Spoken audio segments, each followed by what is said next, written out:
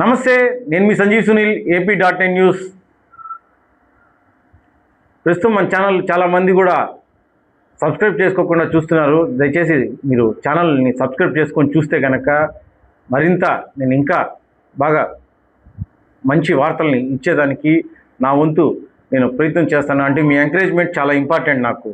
కనుక నేను దయచేసి మిమ్మల్ని వేడుకుంటుంది ఒకటే, దయచేసి మీ ఛానల్ని సబ్స్క్రైబ్ చేసుకొని లైక్ చేసి మీరు కామెంట్ చేసేది వాట్సాప్లో కాకుండా మన ఛానల్ లింక్లోనే మీరు కింద కామెంట్ సెక్షన్లో కామెంట్ చేయండి.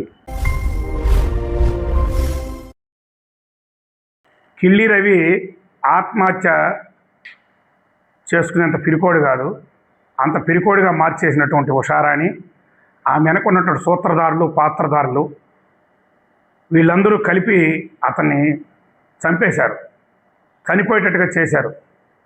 కాబట్టి దీనికి ఉన్నటువంటి విషయాలన్నీ వెలికి తీయాలి. ఇక రెండవ విషయం ఏంటంటే, నిన్నటి రాత్రి వాళ్ళ తమ్ముడు నాకు ఫోన్ చేశాడు, వివరాలన్నీ చెప్పాడు. సూసైడ్ నోట్లో ఏ విధంగా ఉందో ఆ విధంగా కేసు రాయండి అని అంటే, దానికి భిన్నంగా వాళ్ళ కుటుంబ విషయాలన్నీ అడిగి రేణుగుంట సిఐ దగ్గరుండి దబాయించి బెదిరించి చేశాడు. కాబట్టి దీన్ని మేము తీవ్రంగా ఖండిస్తున్నాం. మేము కూడా మీడియా ముందుకు వస్తాము, మా అన్నది కర్మ అయిపోయిన తర్వాత వచ్చి ఈ విషయాలన్నీ చెప్తామన్నారు. అతనికి ప్రభుత్వ ఉద్యోగం ఇవ్వాలి, వాళ్ళ కుటుంబంలో ఒకరికి అతనికి నష్టపరిహారం కట్టివ్వాలి. అదేవిధంగా రేణుగుంట పోలీసుల పాత్ర పైన కూడా, ముఖ్యంగా సిఐ జయచంద్ర గారి పాత్ర పైన కూడా విచారణ చేయాలని చెప్పి మేము ఈరోజు డిమాండ్ చేస్తున్నాం. అదేవిధంగా తిరుపతిలో ఉన్నటువంటి ఈస్ట్ పోలీస్ స్టేషన్లో ముందు రోజు రాత్రి అతన్ని పిలిపించారా లేదా, ఆ అమ్మాయి కూడా వచ్చిందా లేదా, అతని పైన దాడి జరిగిందా లేదా, పోస్ట్ మార్టం రిపోర్ట్లో ముందు రోజు జరిగిన దెబ్బలు కూడా తెలుస్తాయి.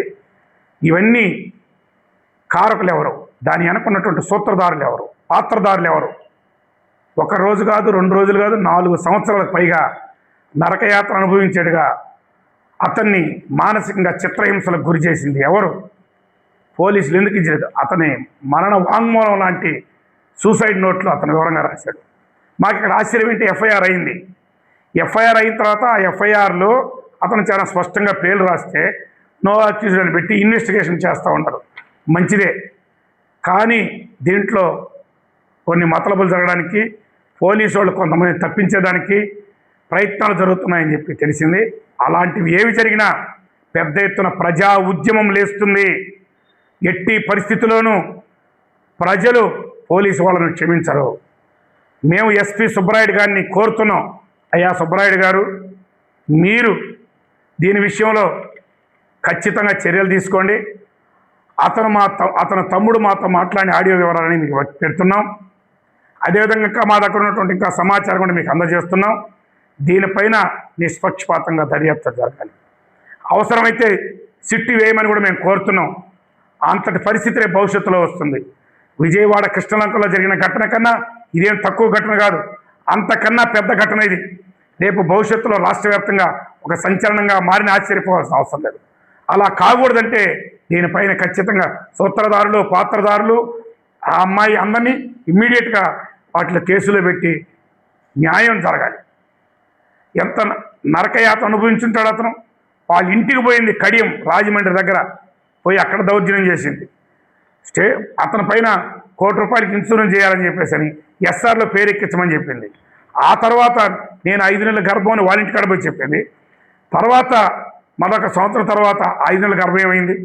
ఆ తర్వాత అమ్మాయి మరలా సిఆర్ఎస్లో నాకు ఉద్యోగం ఇప్పిస్తారని చెప్పి డబ్బు తీసుకున్నాడు అని చెప్పింది. మళ్ళీ ఆ తర్వాత సహజీవనం చేయనాడని చెప్పింది. ఇప్పుడు ఏమంటుంది, అవన్నీ లేకుండా నాకు మ్యాట్రిమోనీలో మళ్ళీ పేరు నమోదు చేసుకుంది. ఎంత అన్యాయం, ఎంత అక్రమం. ఒక మహిళ బరి తెగిస్తే ఏ విధంగా చెల్లుబాటు అయిపోతుంది, మహిళ కాబట్టి అనే పద్ధతిలో వ్యవహరించడం సభ్య సమాజం అంగీకరించకూడదు. ప్రజాతంత్రవాదులు, లౌకికవాదులు, వామపక్షవాదులు అందరూ, విద్యార్థులు, యువజనులు, యూనియన్లన్నీ ఖచ్చితంగా కదిలి ముందుకు రావాల్సిన అవసరం ఉంది. అవసరమైతే ఆ విధంగా కదిలించే ప్రయత్నం కూడా మేము చేస్తాం. సంబంధిత వ్యక్తులపైన తగిన కేసులు నమోదు చేయాలి. అందులో వామపక్షాల గురించి మా గురించి మాట్లాడారు కాబట్టి మాకు, మా పార్టీకి కానీ ఆమెకి ఎలాంటి సంబంధం లేదు. ఎప్పుడో 7 ఏళ్లకు ముందు కొంతమంది మన పార్టీ నుంచి బయటపోయినారు.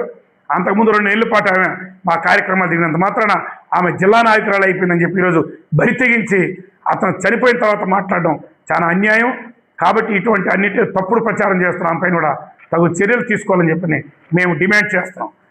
లేని పక్షంలో ప్రజల నుంచి ఉద్యమం వచ్చిన తర్వాత పోలీసు అబాస్పాలు అవుతారు.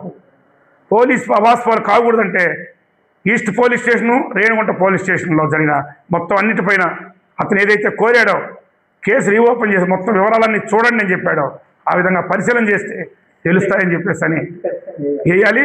Sit SSC special investigation team వేస్తేనే ఇందులో నిజానిజాలు తేల్తాయని చెప్పేసి అని మేము తెలియజేస్తున్నాం.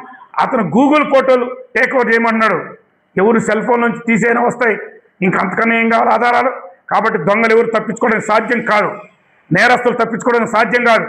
అందుకని మేము కమ్యూనిస్ట్ పార్టీగా, సిపిఐఎంఎల్ న్యూ డెమోక్రసీ పార్టీగా నిష్పాక్షికమైన దర్యాప్తు జరగాలి, సంబంధిత వ్యక్తులు శిక్ష పడేటట్టుగా చేయాలని చెప్పని ఈ సందర్భం కోరుతున్నాం. రేణిగుంటలో సిఆర్ఎస్లో పనిచేస్తున్నటువంటి కిల్లి రవి సూసైడ్ నోట్ పెట్టి చనిపోయిన విషయం మీడియా మిత్రులకు అందరికీ ప్రజలకు కూడా తెలుసు. ఆయన ఏ పరిస్థితిలో ఉరిపోసుకొని చచ్చిపోయాడు.